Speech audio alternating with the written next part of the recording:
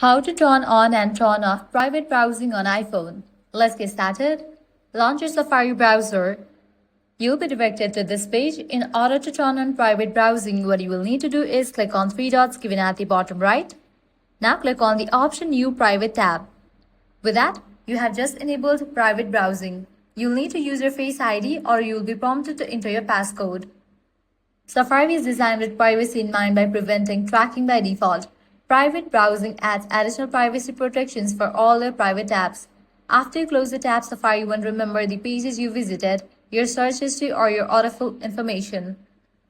Now, how to turn it off? For that, what you'll need to do is click on three dots, then click on the option All tabs, and then click on the option Tabs. Click on this tick mark icon. With that, it will be disabled. So this way you can easily turn on or turn off private browsing on iPhone. If this guide helped you out, do not forget to like, share and subscribe. Thanks for watching.